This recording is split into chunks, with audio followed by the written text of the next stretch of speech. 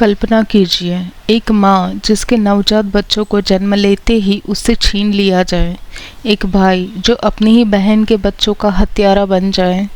लेकिन क्या यह केवल क्रूरता थी या इसके पीछे छुपा था पूर्व जन्मों का एक गहरा रहस्य? और कैसे दानवों ने लिया पृथ्वी पर अंश अवतार? नमस्कार मित्रों, स्वागत है आप सभी का श्रद्धा सेतु पर, जहां हम आपको सुनाते हैं सनातन धर्म की दिव्य, रहस्यमयी और ज्ञानवर्धक कथाएं। आज की कथा है एक ऐसी माँ की जिसकी गोद बार बार उजड़ती रही, एक ऐसे अत्याचारी राजा की जिसने अपने ही परिवार पर क्रूरता की सारी सीमाएं पार कर दी। यह कहानी है देवकी और कंस की। लेकिन क्या कंस केवल निर्दयी था या उसके भय के पीछे छुपा था भविष्य का एक भयानक संकेत? क्यों जन्म लेते ही देवकी के पुत्रों की हत्या की गई? क्या उन बालकों का कोई पूर्व जन्म था? और कैसे दानवों ने पृथ्वी पर अंशावतार लेकर जन्म लिया? देवी भागवत की यह कथा केवल दुख और अत्याचार की नहीं, बल्कि कर्म, नियति और ईश्वरीय योजना के गहरे रहस्य को प्रकट करती है। तो आइए श्रद्धा और भक्ति के साथ प्रवेश करते हैं इस दिव्य कथा में। अभी तक चैनल को सब्सक्राइब नहीं किया है तो ज़रूर कर लीजिए, ताकि इस प्रकार के एपिसोड आपको सबसे पहले सुनने को मिले।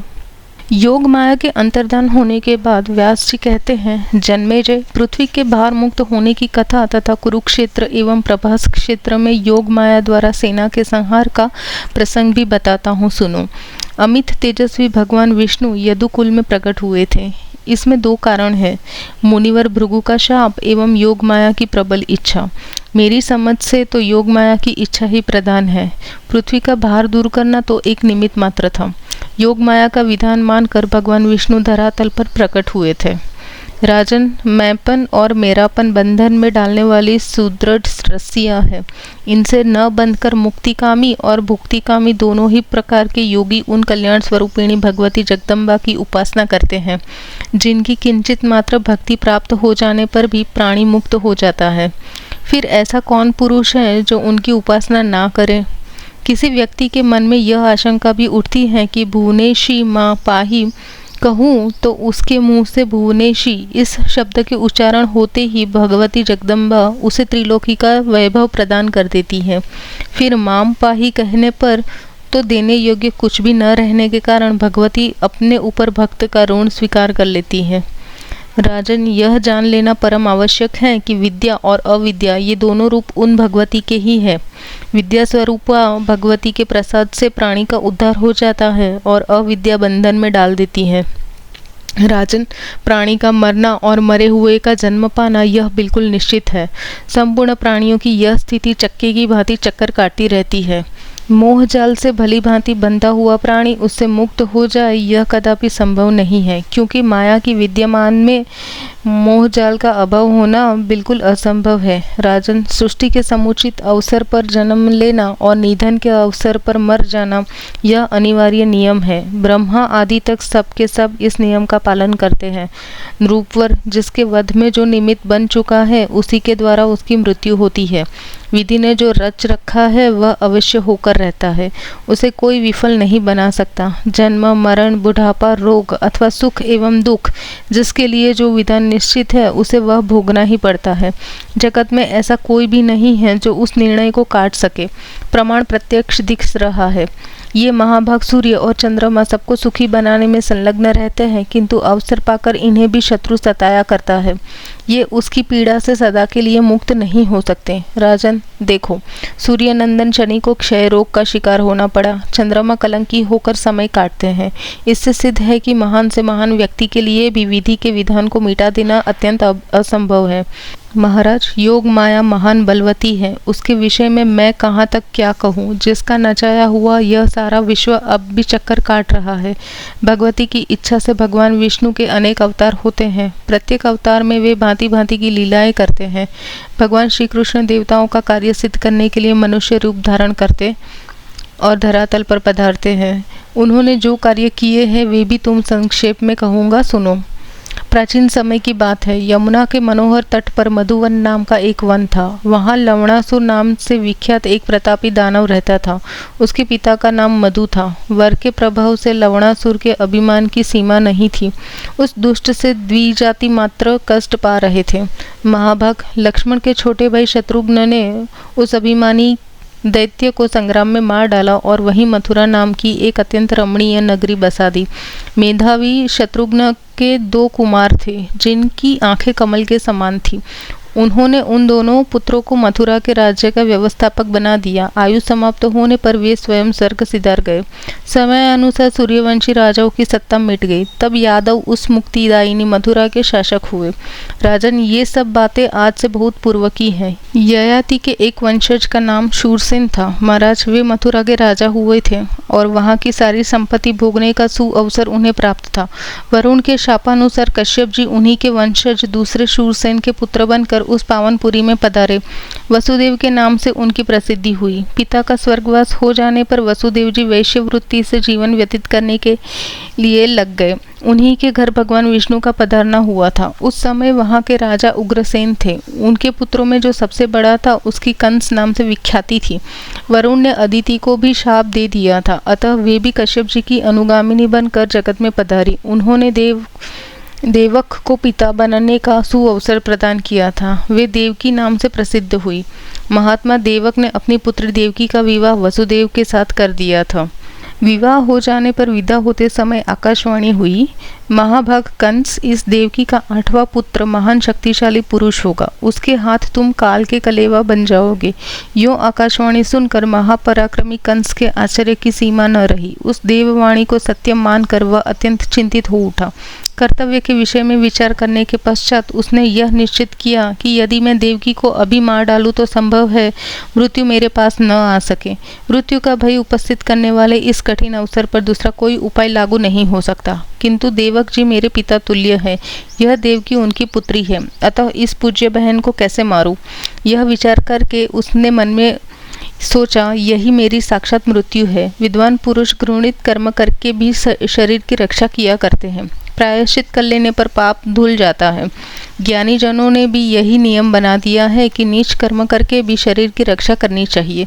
यूँ विचार करने के पश्चात दुरात्मा कंस ने तुरंत तलवार उठा ली और वही बहन देवकी के केश पकड़ लिए। उसने म्यान से तलवार निकालकर उसे हाथ में ले लिया और नवविवाहिता देवकी को अपनी ओर खींचकर उसे मारना चाहा।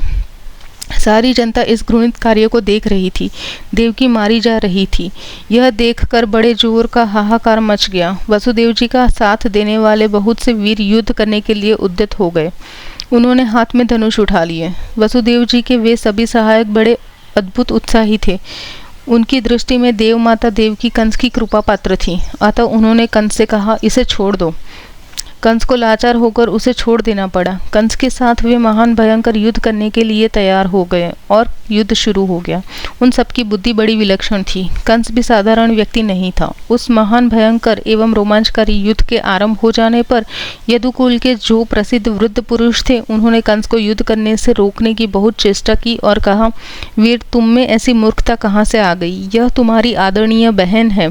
इसे मार देना सर्वथा अनुचित है। तो भी विवाह के इस उत्तम अवसर पर वीर स्त्री की हत्या अत्यंत दुस्सह कार्य है। इससे जगत में अपयश फैलता है और घोर पाप तो लगता ही है। केवल आकाशवाणी सुनकर बिना कुछ सोचे समझे ऐसा करना बिल्कुल अनुचित है।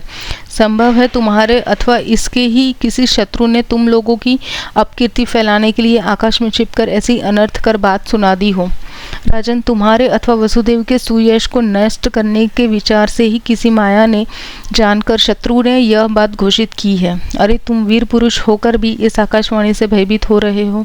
तुम्हारे यश को जड़ से उखाड़ फेंकने के लिए ही यह किसी शत्रु की करतूत है। जो कुछ भी हो, विवाह के इस उत्तम अवसर पर बहन को तो नहीं मारना चाहिए। महाराज, जो होने वाली बात है वो तो अवश्य होकर ही रहेगी, उसे कौन टाल सकता है। जब इस प्रकार वृद्ध यादवों के समझाने पर भी कंस उस पाप कर्म से विरत नहीं हुआ, तब नीति के पूर्ण जानकर वसुदेव जी भी चुप नहीं रह सके। उन्होंने उस दुष्ट से कहा, कंस, इस अवसर पर मैं तुम्हें सच्ची बात कह रहा हूँ।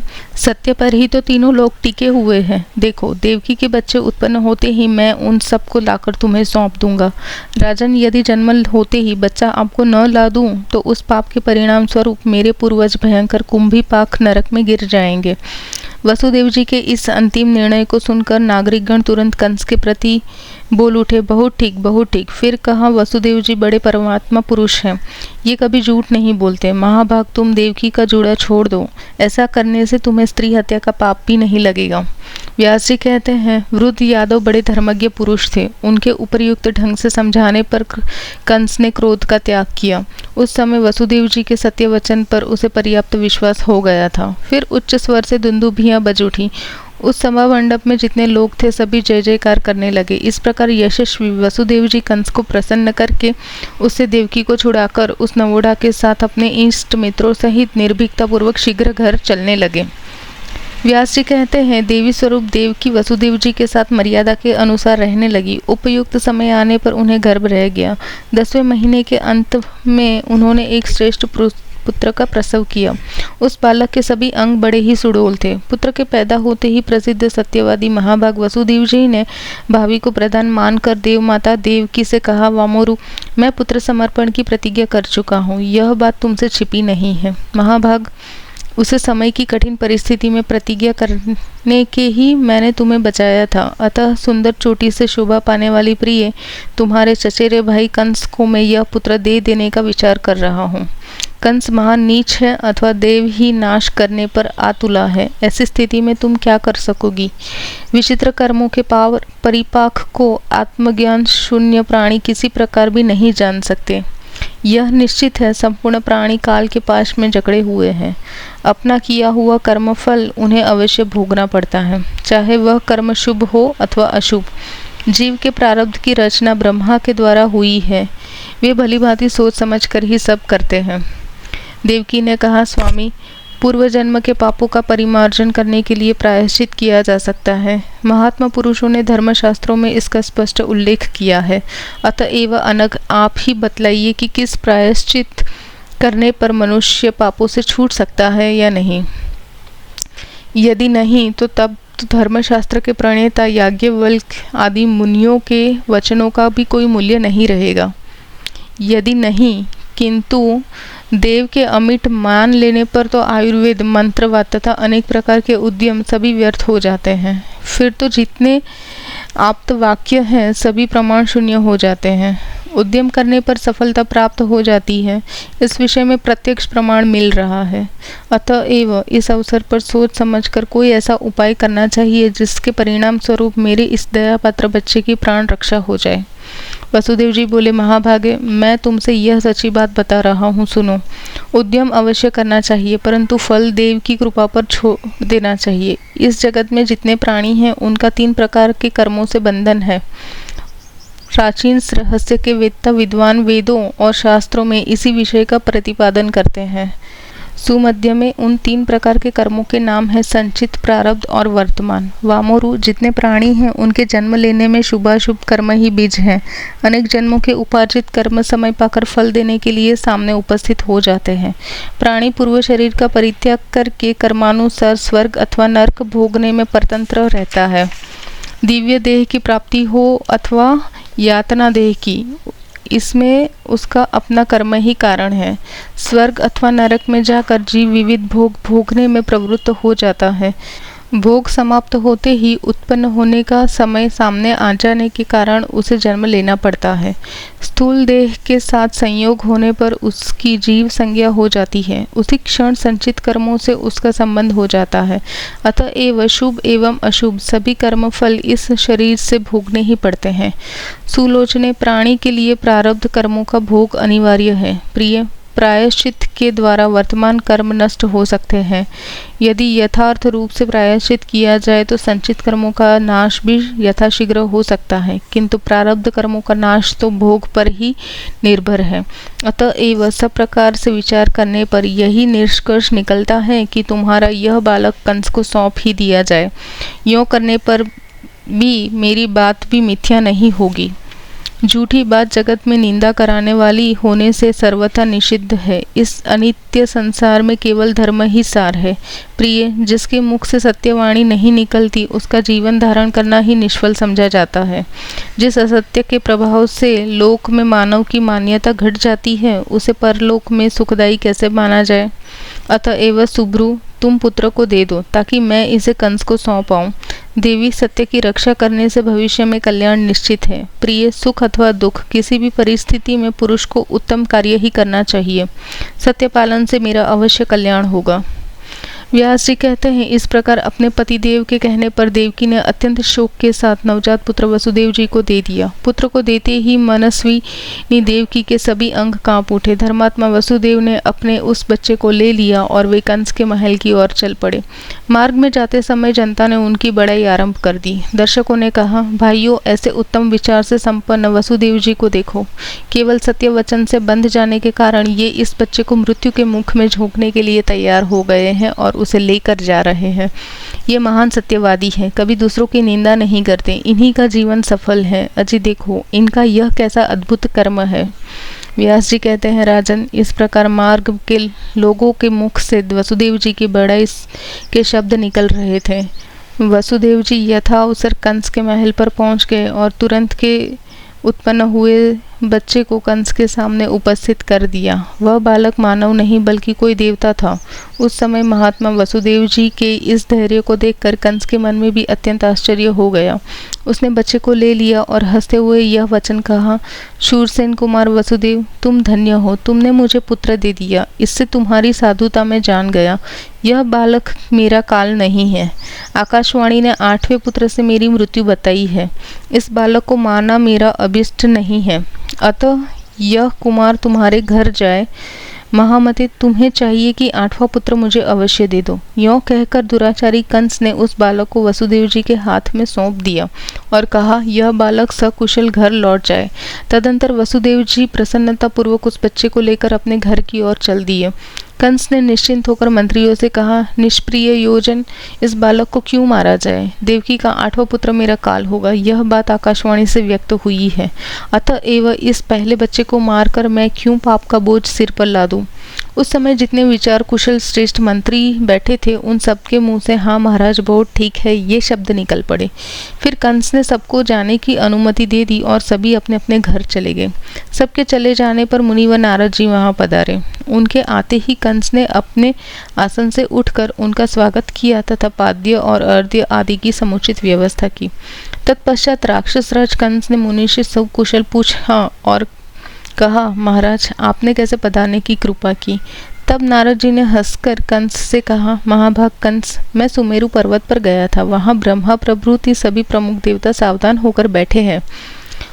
उनमें परस्पर परामर्श हो रहा था कि वसुदेव की धर्मपत्नी देवकी के गर्भ से देवाधिदेव भगवान विष्णु तुम्हारे मारने के लिए जन्म धारण करेंगे। अतएव नीतिज्ञ होते हुए भी तुम देवकी के पुत्र को मारने से क्यों चूक गए। कंस ने कहा, मैं देवकी के 8वें पुत्र को मारूंगा। आकाशवाणी ने उसे ही मेरा काल बतलाया है।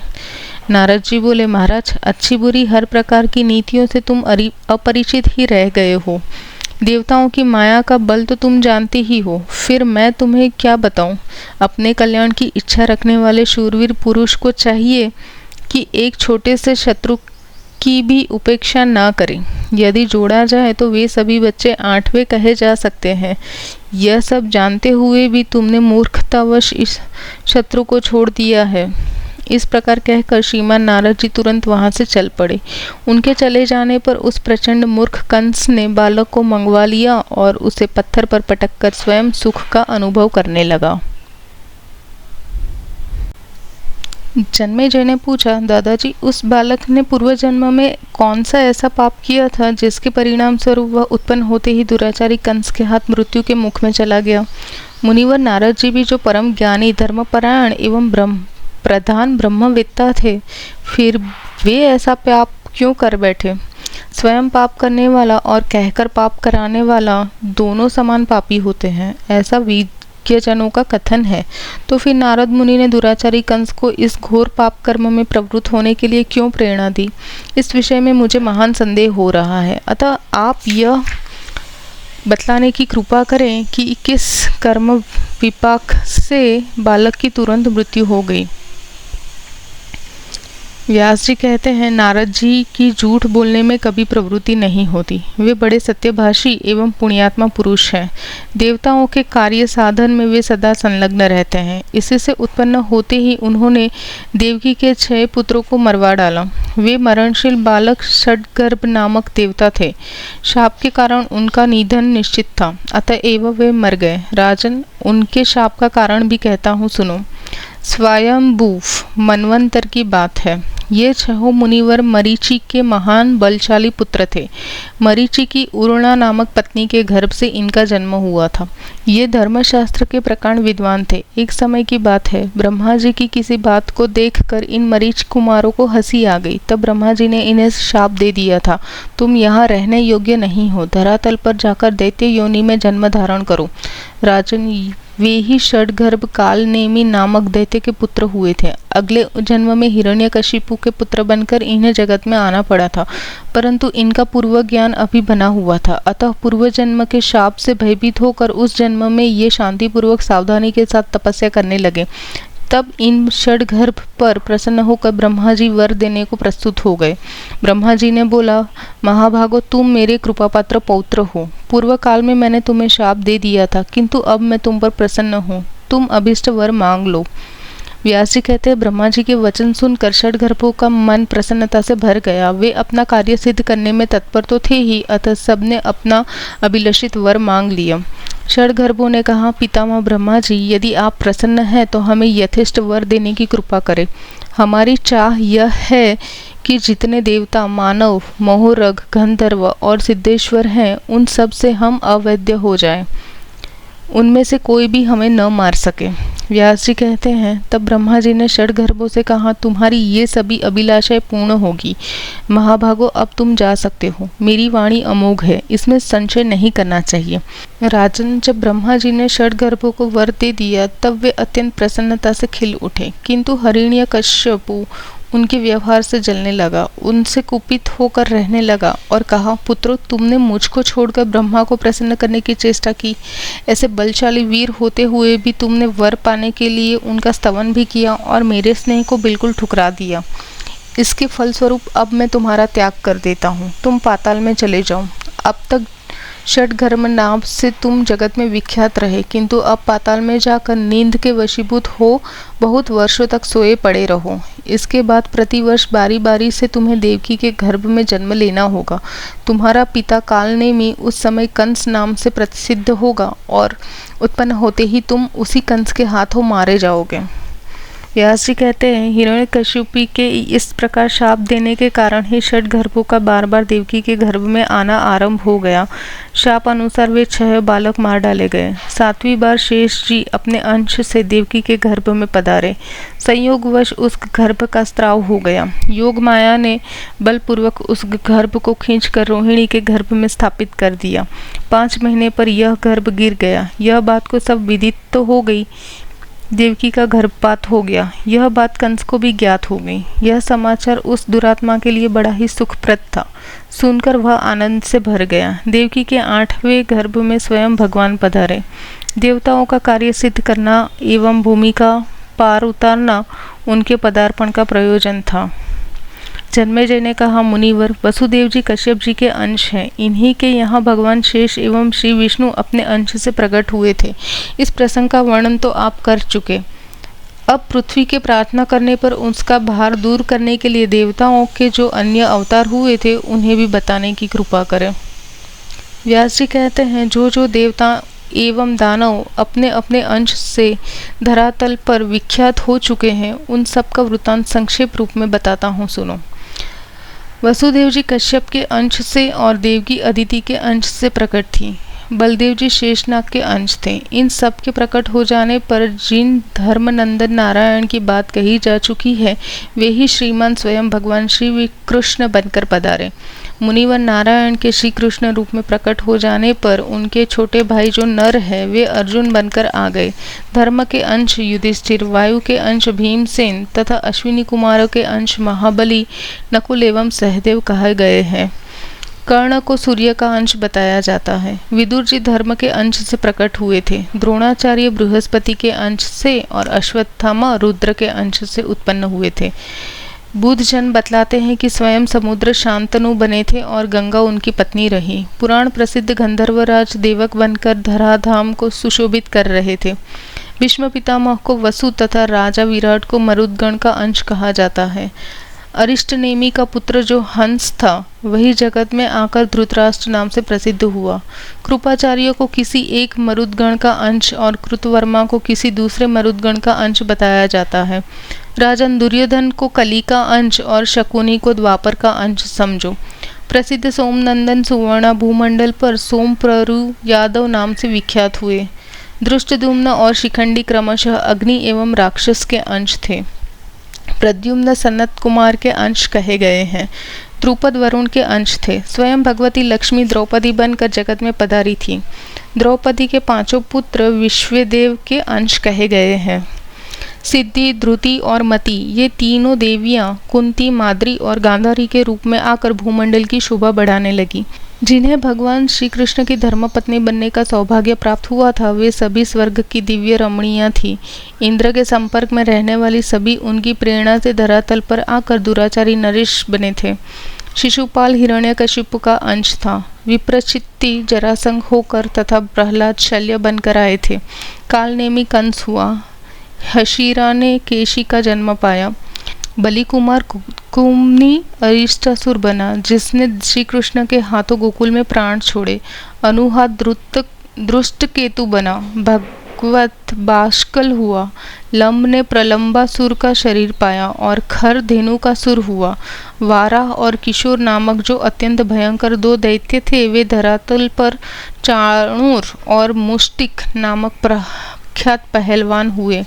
दीति का पुत्र जो अरिष्टासुर था, वह कुवल या पीड़ित हाथी के नाम से विख्यात हुआ। बलि की पुत्री पुतना बनी और उसका छोटा भाई बकासुर कहलाया। यम, रुद्र, काम और क्रोध, इन चारों के अंश से महाबली अश्वत्थामा का जन्म हुआ था।